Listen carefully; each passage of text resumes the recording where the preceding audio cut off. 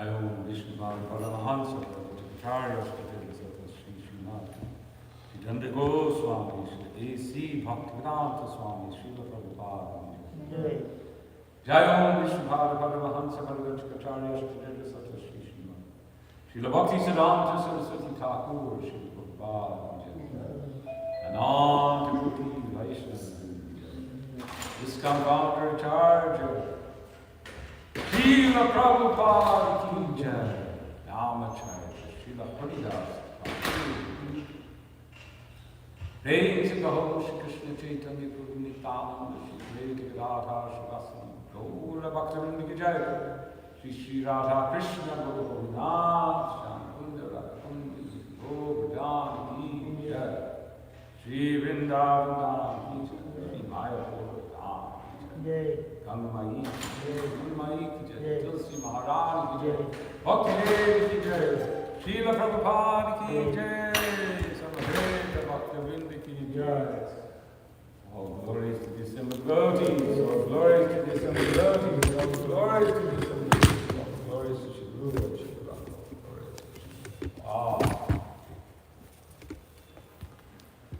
Om Namo Bhagavate Vasudevaya.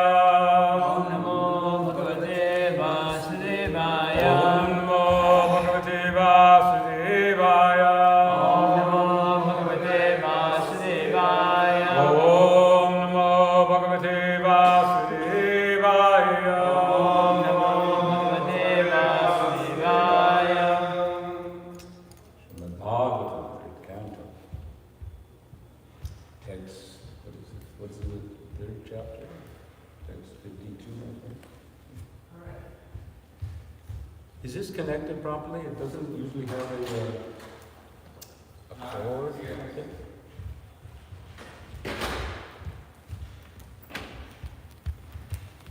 Make To sure get everyone the can right hear. sound, you have to have a He's getting the road connections. a road connection. Wow, now we're advancing.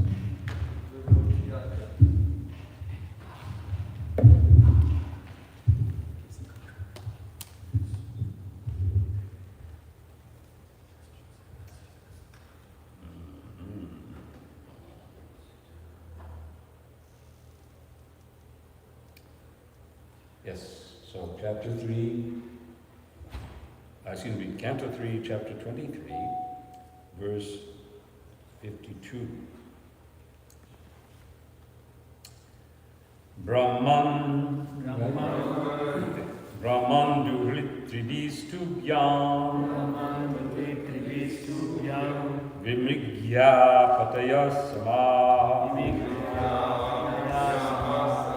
kaschit yan me vishukaya Tvayi pravrajite vanam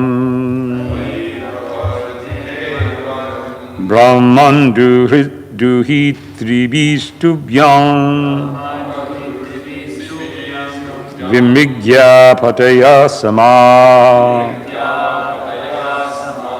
kaschit yan me vishukaya Tvayi pravrajite vanam. Others?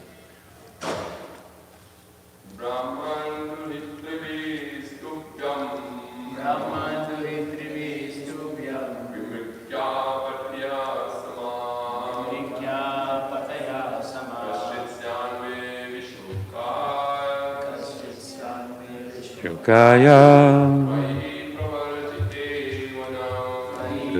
Pravajite vanam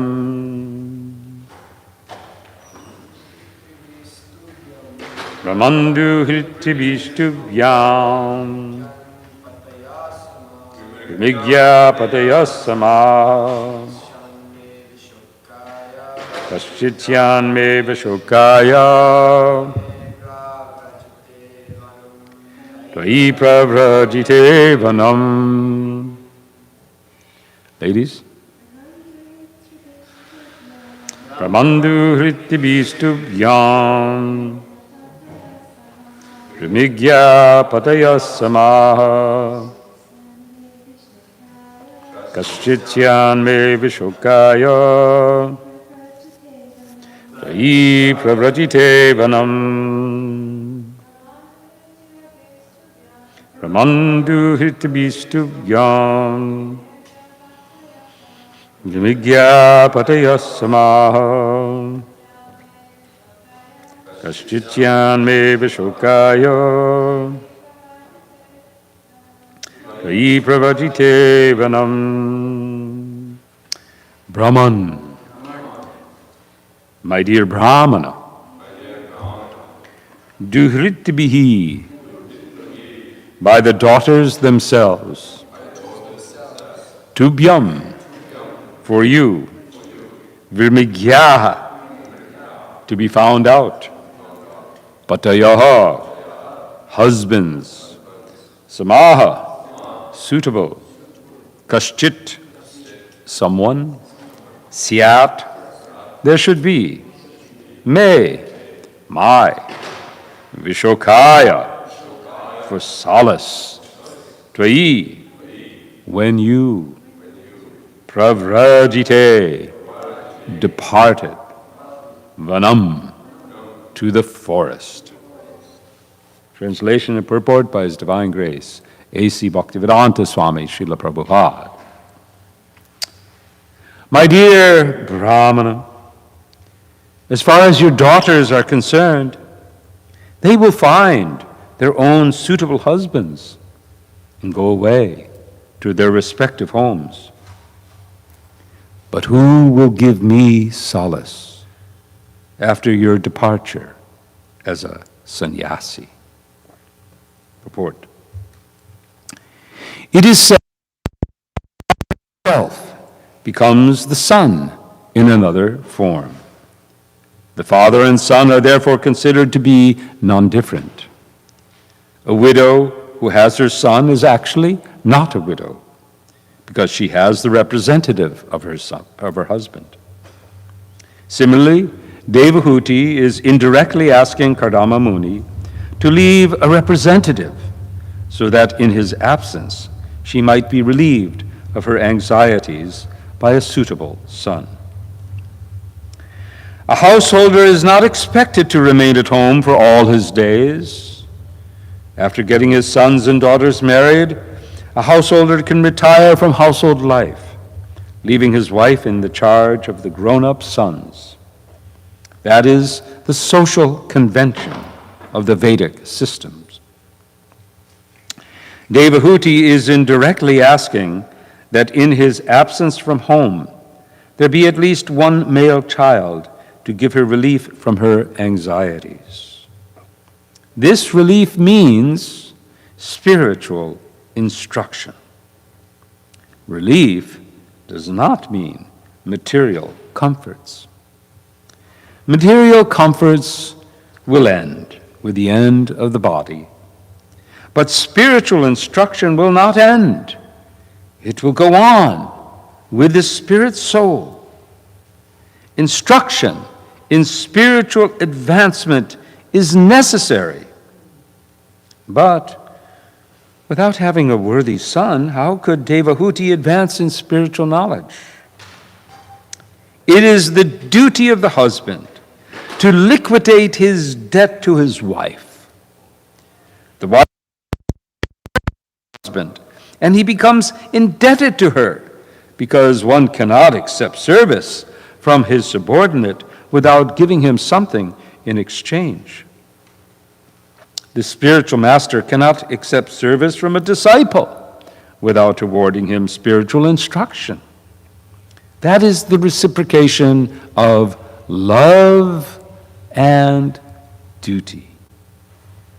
Thus, Devahuti reminds her husband, Kardama Muni, that she has rendered him faithful service. Even considering the situation on the basis of liquidating his debt toward his wife, he must give a male child before he leaves. Indirectly, Devahuti requests her husband to remain at home a few days more, or at least until a male child is born. Om Ajnata Mrandasya Gyananjana Shalakaya Chakshur Militam Jena Tasmai Sri Guruve Namaha Mukam Karoti Pachalam Bangladaya Kripatamaham Vande Sri Guru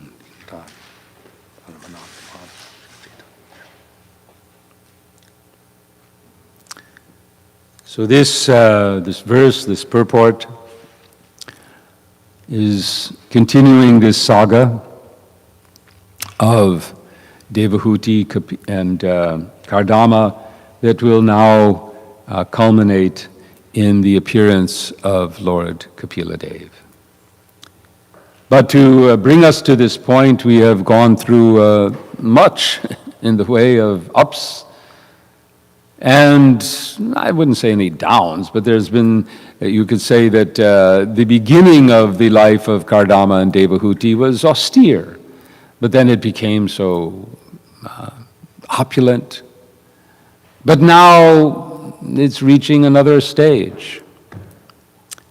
Children are born, 9 daughters. But those daughters, as we'll find out in future verses, will all leave to become the wives of sages.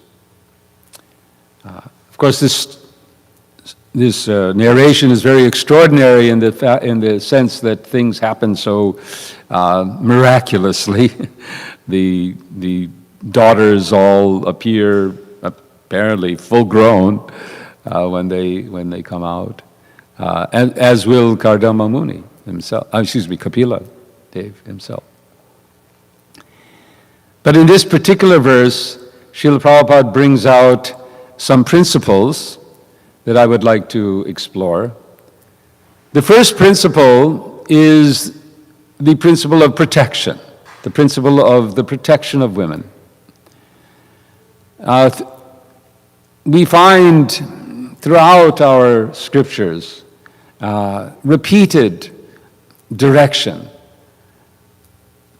towards the importance, the necessity of protecting women in society, for society to be peaceful and to be prosperous.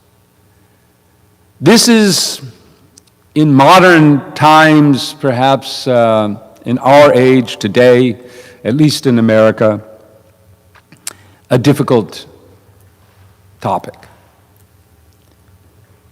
Yet, even within the framework of the freedoms that our society awards to men and women, the sense of the need to protect women still remains in most people's minds. I was reminded of this just recently in a wonderful marriage of one of our friends, Gopi Leela. We knew her as Emily. Many of you may have remembered her as Emily when she stayed here. But she had her Vedic marriage just recently here in New York. And her father was there. And I was so taken by his you were there, right, Gopal? So he was talking about how, as a child, because how many of you know Gopi Leela? You know her, right? She is this very sweet and gentle and always smiling, and although he revealed that within that there's a very strong woman, but externally at least, she's certainly not very, huge. She's a slight in physical nature. And her father was talking about how, as she grew up, how determined he was to protect her, to give her protection, and how happy he was that she had found a suitable husband who would protect her. And he felt he was expressing his faith in Danakriya, that he would protect Gopi Leela.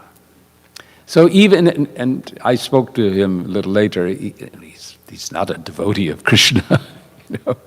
But he is, he appreciates this principle that women require protection. And the general system in the Vedic arrangement is that women, as they grow up, will be offered a husband to protect them. And the sons will take on responsibility at some point to protect their mother. And that is the case that Devahuti is expressing here, that our daughters, they will have husbands to protect them, but what about me? Who will protect me when you leave? And she knows that he is going to leave, because that was his condition, as we heard earlier. Kardama Muni is a very interesting person. We find in the beginning of this narration that he has direct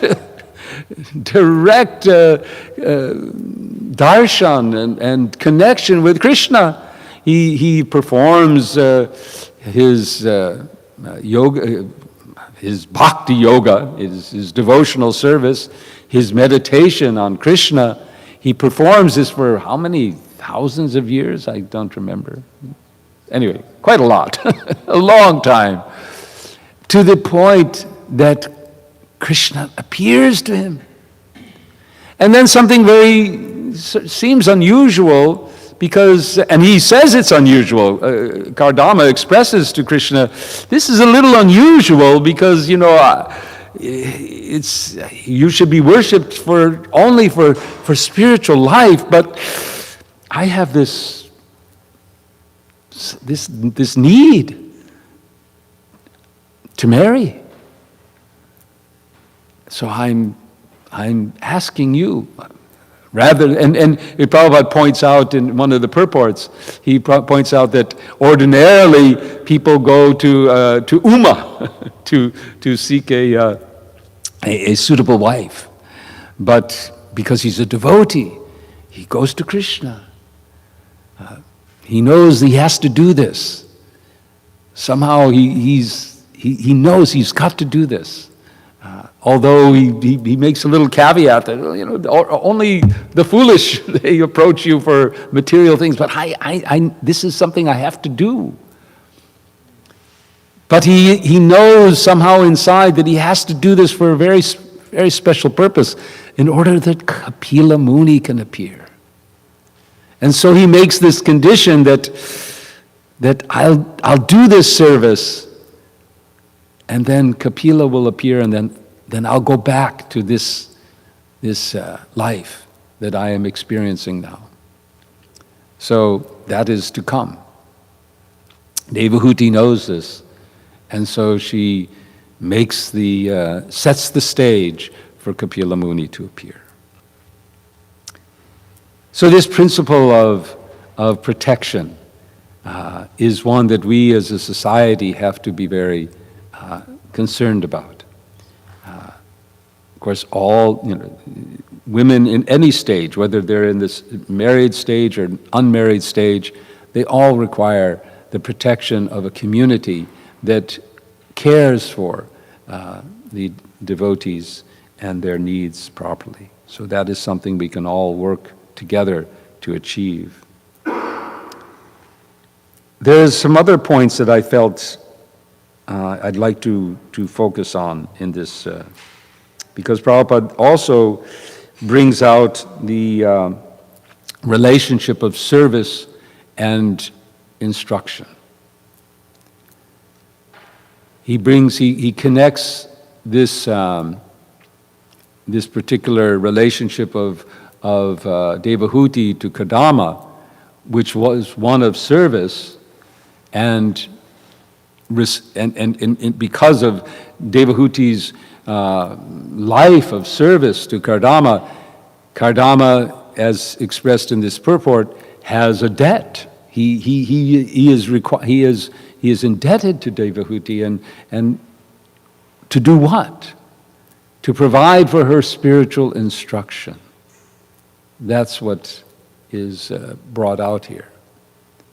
And Prabhupada connects this with the relationship of a disciple and the spiritual master. So I thought we might reflect on that and discuss that a little bit. In the Bhagavad Gita, we first begin hearing about the role of the spiritual master in chapter 434, very famous verse, which I think most of us know. We can say it together. Tad vidi pranipatena pariprashnena sevaya upadekshyante te jnanam jnaninas tattvadarshina. Tad vidi pranipatena pariprashnena sevaya. The connection with Guru, with the spiritual master. We approach a spiritual master with submission, and we render service. We engage in service. Upadekshanti te jnanam jnaninas tattvadarshina. And then we receive knowledge from the spiritual master. So I was thinking about this equation, service, knowledge. Now today, we have the emergence of AI. Most of you, I think, must know what that means. Artificial intelligence. There is a program that has revolutionized the field, and people are talking now, what's happening? What we thought was going to come in 10 or 20 years is here. So what does this mean to the future of humanity? I mean, there are people who talk about this in really very dire terms. One of them, I think his name is Hinson. I was just listening yesterday. He was one of the lead engineers in this process of developing so-called artificial intelligence with a company that most of you know of called Google, which is actually now Alpha. Anyway, whatever. So he was doing this, and he made these statements that, well, you know, I was, because he resigned from Google, and the talk was about why, what, and one of his reasons, well, you know, I think I better start talking about what's happening here with artificial intelligence, because he was one of the authors of a system which is very technical. I hardly understand it, and called backpropagation, which is a system by which computers learn. It's a learning model. And he was thinking, well, you know, I've studied the brain and how that works, and I'm looking at this and I'm saying, this works actually a bit better. And if it's working better than our brains work, what does that mean? These programs are going to get more and more powerful. And he gets off into all kinds of strange, speculations about the future of powerful computers, and talks about, hey, maybe we're finished. Maybe this is the time, he said, we've evolved, our brains, they evolved to a certain point in order that we could then create these digital brains, and those are going to evolve, and they're going to be the future, right? So anyhow, that's what people are talking about. But anyhow, there's this program called ChatGPT, which I've been using a lot. And you go to ChatGPT or you go to Google and you ask questions. You do your pariprashnena, right? you ask various questions and you get answers. So where's service? You know, we don't, of course, indirectly we're giving service to the Google company because they take our data and they make money out of it. But there's no sense of, I'm going to serve Google and Google is going to answer my questions, you know. Or similarly, all these, you know, the ChatGPT, okay, Mr. ChatGPT, how can I serve you so that you can answer my questions? You just, it's interesting to see it work because, you know, you type a question into ChatGPT and then it starts to kind of type out the answer. It could probably just flash it like that, but it types it out as if it were actually thinking and processing. But there's no relationship of service. So why is spiritual knowledge? Why do we need to receive spiritual knowledge? Why is this service element required? Why can't we just go to books and just read? You know, that's what we do generally. We want to learn something, we find some books, we read them. Even then, it's not generally so easy. We still have to find perhaps a professor who has some experience. This particular verse, Tadvidi Pranipatena, gives us a little hint about that because it says that what are we doing? We're doing service. It's Paripashnena and it's Sevaya to who? Upatekshanti te gyanam gyan. We who have experienced, they've realized this truth. And because they know it, they can give it to us. So yes, we even when it comes to books, we still feel we need to go to an expert in order to really understand things. So we go to colleges, we go to universities. But what do we do there? Of course, we pay some money, you know, the money goes, but it's not like there's no relationship of, oh, Mr. Professor, how may I serve you? And if I serve you well,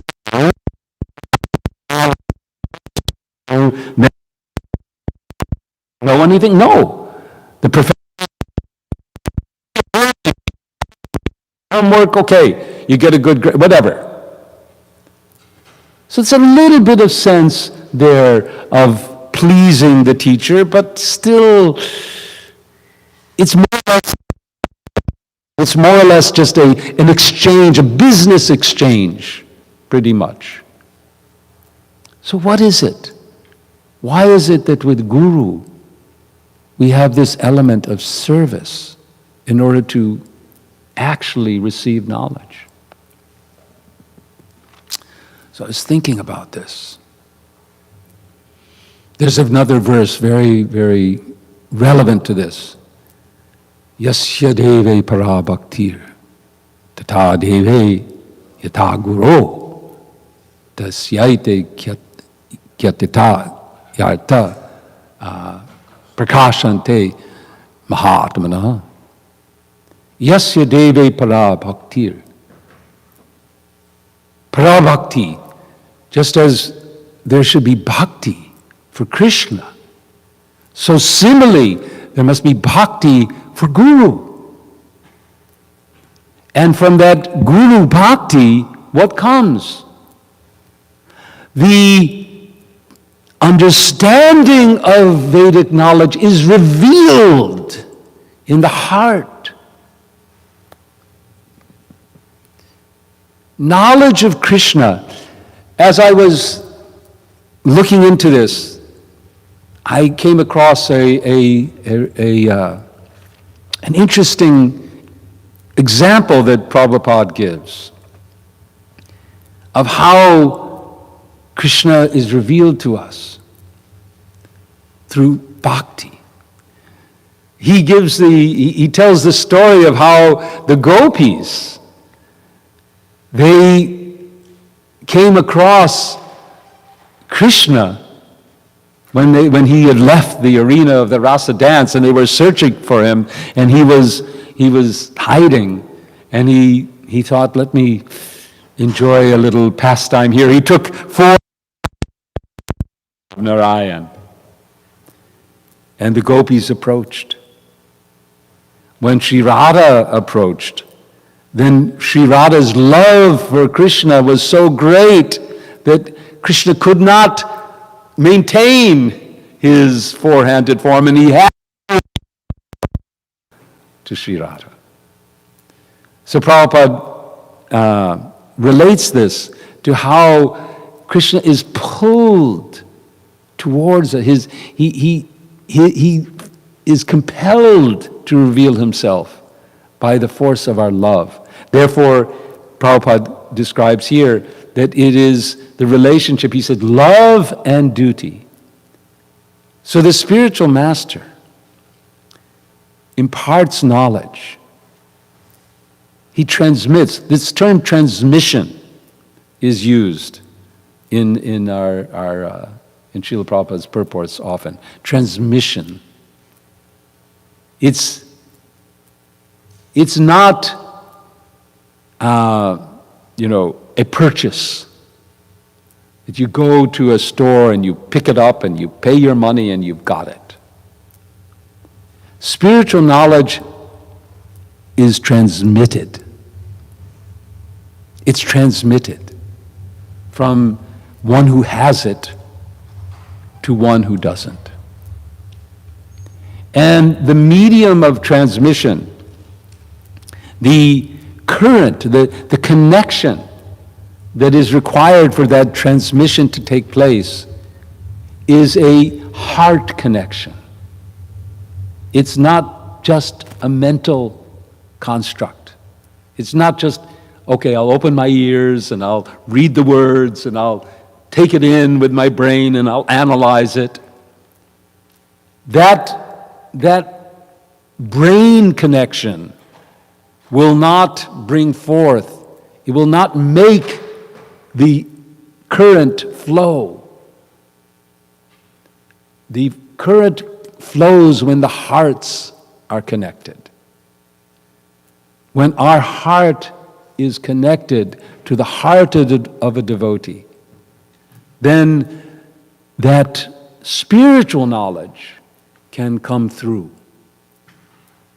Without connecting at the level of heart, we may hear, we may read, we may study, but we cannot realize. Will be that famous example of the professor who has got the bottle of honey but doesn't open the lid and can't taste what's inside. So we have to open our hearts to receive spiritual knowledge from Krishna through his representatives. Krishna will reveal himself to us. Guru is the via media. Guru is the servant of Krishna through which Krishna reveals himself. Krishna is our ultimate guru. Krishna is spiritual knowledge. Knowledge of Krishna, that is spiritual knowledge.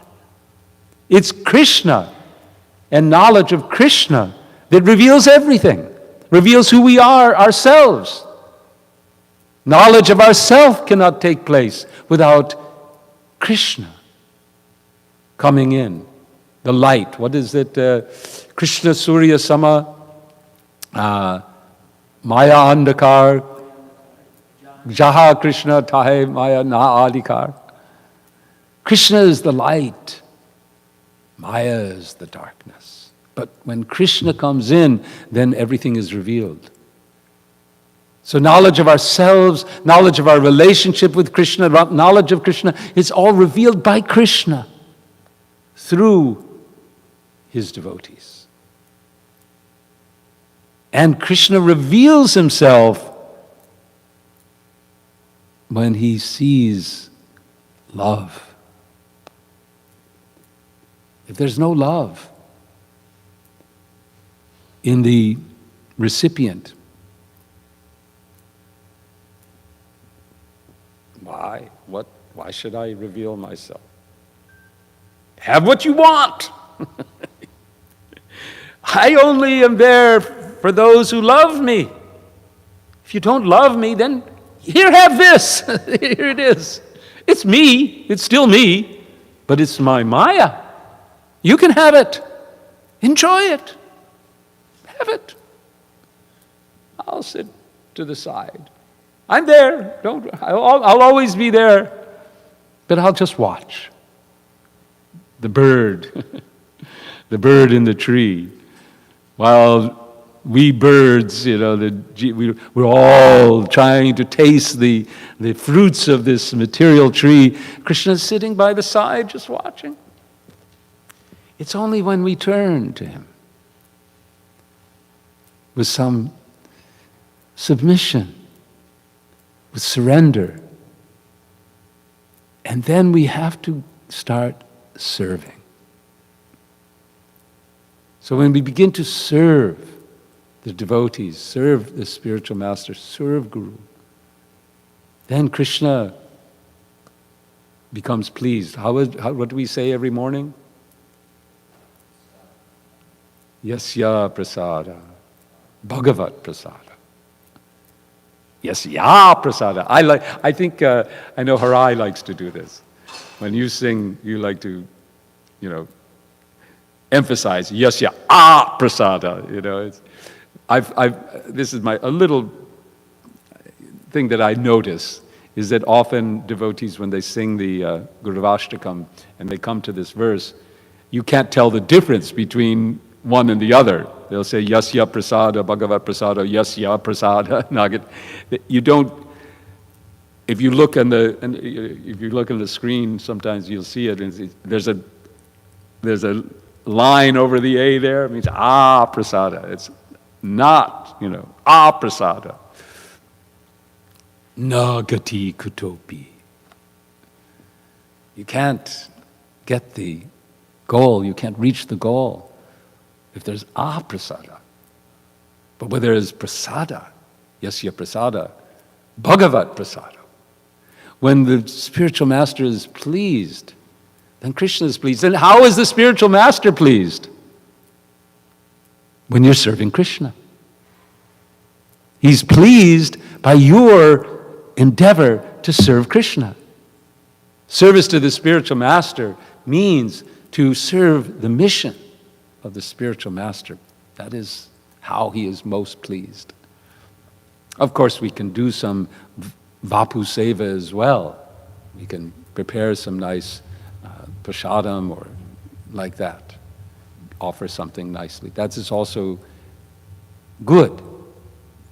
It helps, but especially the spiritual master is pleased by serving his mission because his mission is Krishna's mission. So this link, this chain of service, submission, and that is what actually enables us to receive spiritual knowledge, to receive Krishna in our hearts. The heart connection. So, from one heart to another. Now, this is not exact. I was searching for this. Perhaps somebody else knows, because in the realm of gurus in the world today, sometimes we hear of those who claim to be able to transmit spiritual knowledge in the manner of like a zapper. I'm gonna zap you. And there's one famous guru, I believe, that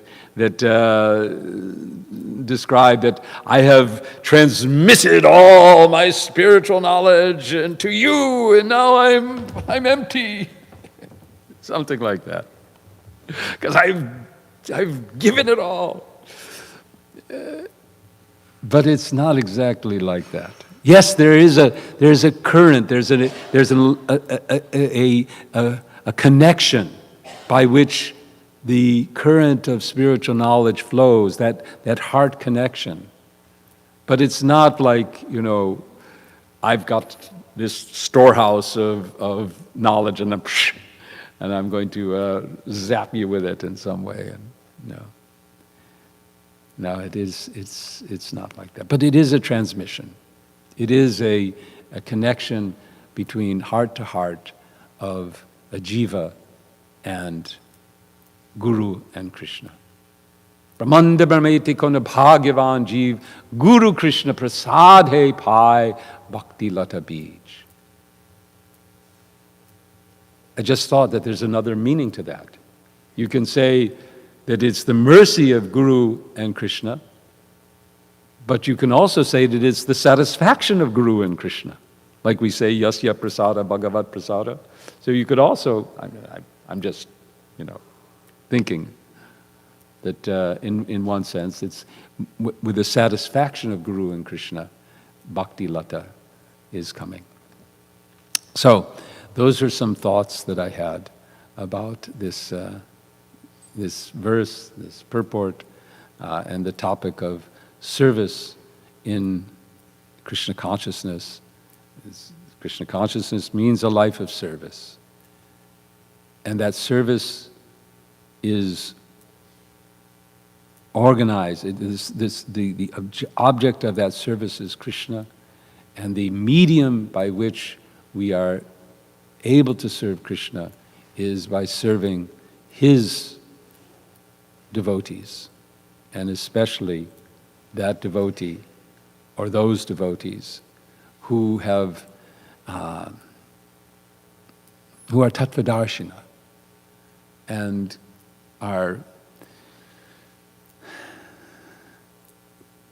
serving their own spiritual masters in such a way that we can connect to that current, that parampara, that chain, that through which yasya deve para bhaktiri tata devi tagoro tasyaita katita yarta arta, that the arta of all the Vedas can be revealed to us.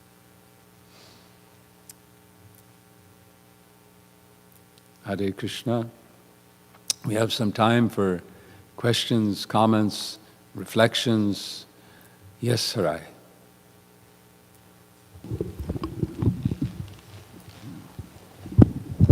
Hare Krishna. Thank you very much, Prabhu, for your for the class. You were mentioning Krishna is looking for a heart-to-heart connection with his devotee, and through parampara.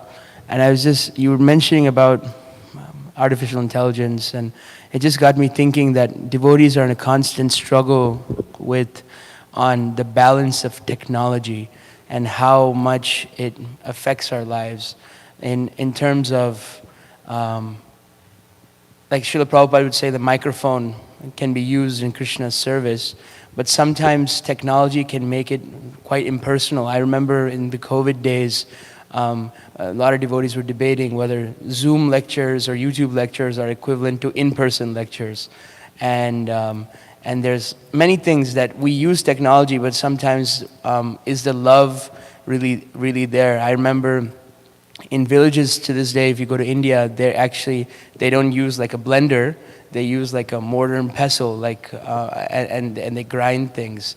And I just wonder, there's either you get lost in too much technology, and then what actual service are you doing, and then not utilizing technology enough. Like for example, like too much technology. There's like a joke video on YouTube where there's like an automatic arati machine when people they put all the paraphernalia, light the lamp, and then the arati goes and they do the robot and do that's like too much.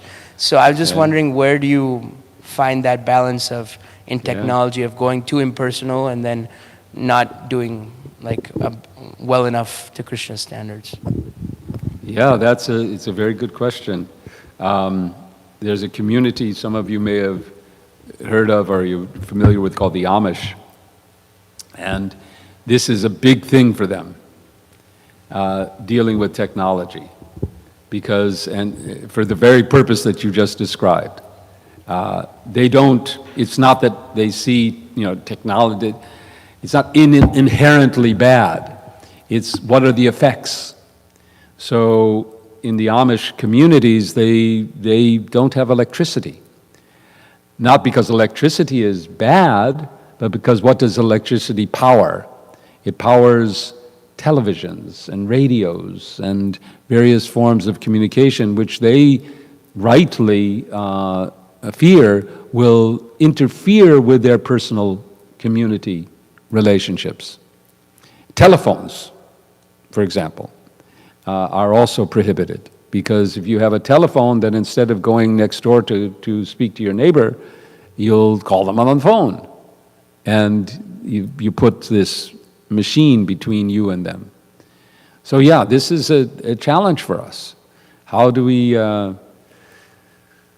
take advantage of these technologies for service, and at the same time don't let them, keep them from and at the same time keep them from interfering with our personal relationships. And I think it's something to be aware of all the time. And like I have caught myself a number of times where I said, instead of calling somebody on, I could just try to call them, but they're next door, right? I'll get up and I'll go and I'll talk to them rather than, using the phone.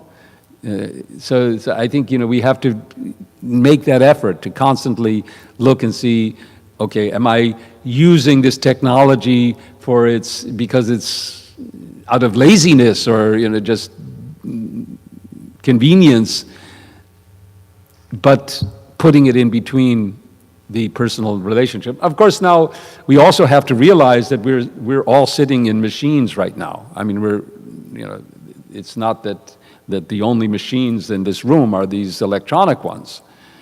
This is a machine too. And so there's, that also can be, comes in the way of soul-to-soul connection. So in every respect, we have to be careful of machines, and just, but at the same time, we use them for Krishna's service. So I think it's a balancing, like you say, it's a balancing act, and it's an art that we have to learn. And I think, our ability to do that is going to be one of the ways in which we can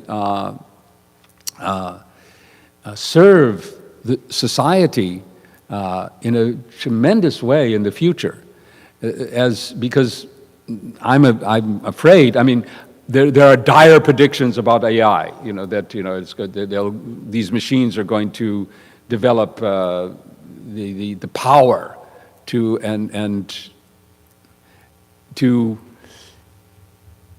and because they're driven by goals that this was this guy who was talking, Hinson, he was talking about, okay, you develop artificial intelligence to achieve a particular goal. Now, to achieve a particular goal, there are sub-goals that you can create to achieve that goal. Now, these machines, they're programming, in order to achieve that goal, they may actually come up with sub-goals that involve more control of humans that are in the way. And so this could be very dangerous. What to speak of putting this technology into the hands of people who really do want to put humans out of the way, or particular types of humans.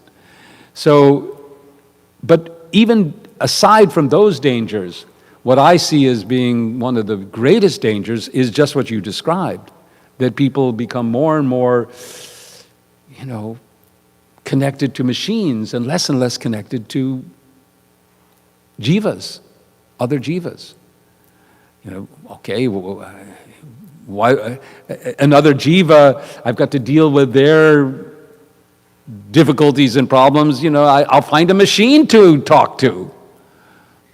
And why do I have to go through all that trouble? And as the machines get more and more capable of providing us sense gratification, then so I think that we have to learn this as best we can and be there for people when they get so lonely because they've cut themselves off, which is the rise of loneliness on account of technology. From what I haven't studied this deeply, but I've read a little bit, that we find that especially in the youth of today, that the rise of loneliness is stark. And on the back of loneliness comes suicide and depression and so many things. So yeah, that phone, this thing, and the algorithms that power these social media platforms have a lot to do with it. So, good point. Thank you. Yes, Mary Rose. Krishna. I have a question kind of relating back to the verse regarding protection of women.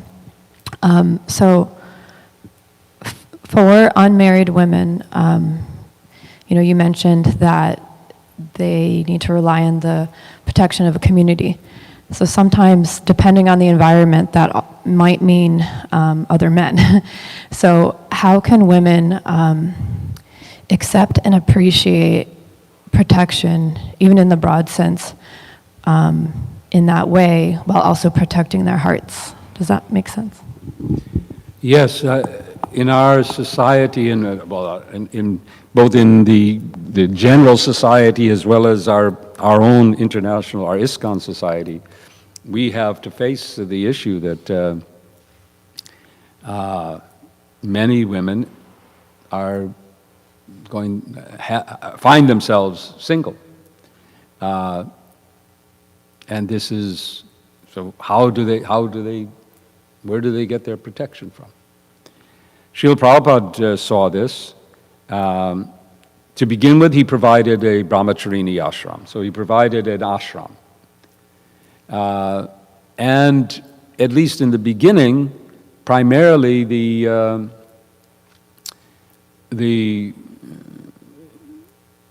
and I think it should be even today, that the brahmacharini ashram, the ashrams in our society for single ladies, are generally governed and run by the ladies themselves, and they organize their own affairs. In fact, there was Jamuna Devi. She created such an ashram on her own, and with Srila Prabhupada's blessings. So that's one way. And the other part of it, though, is that like you said, structures, community structures are going to inevitably involve men and women in various positions. And so the protection of the structure, the protection of the organization means that you're going to be interacting with men in that organization. And this is where it comes to Krishna consciousness being our fundamental platform, but which gives our capacity. Men in Krishna consciousness, men have the capacity to offer protection in the respect of son to mother, because that was the emphasis that Srila Prabhupada made, is that, or Prabhu, that men in our society and in our ashram should see all the women who are not their wives as mother or as master or as Prabhu, and that way not have the same spirit of offering protection. So I think that that spirit, that I should say, that sense of responsibility all men need to have in respect of all mothers. Those who are their own mothers, but all women in general deserve respect, and where necessary, protection. On Sankirtan, for example, it has been a principle that, at least, I don't know so much nowadays, but I know in the our times on Sankirtan, there was a basic arrangement that the ladies, the men, they had to kind of position themselves so that if there was any disturbance from outside, from men who were, could disturb the ladies, the men were there. So in a variety of ways, I think we can do this. We can organize ourselves in such a way that single ladies do receive the protection that they need. And then from their perspective, Prabhupada also spoke about how single ladies need to have Krishna have a relationship with Krishna as their protector. So that's another aspect of it. I don't know, does that answer your question at all? Little bit? Little bit. It's a work in progress. It's not something that we have, because probably the ideal situation is that all women are married, but Prabhupada also said he said all men are brahmacharis and all women are married. So that doesn't, in our ashrams, that doesn't compute. So we have to figure this out, and it's something that we'll observe. We'll see as the world goes on. Nrsinga Kavacha, maybe you have some words to say on this. Yeah? Hare Krishna. All right, anyway, it's 9:05, so we're over time. And that I'm saved by the bell, as they say.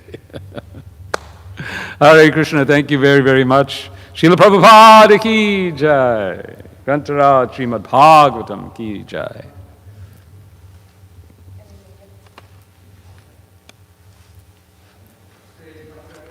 Hare Krishna.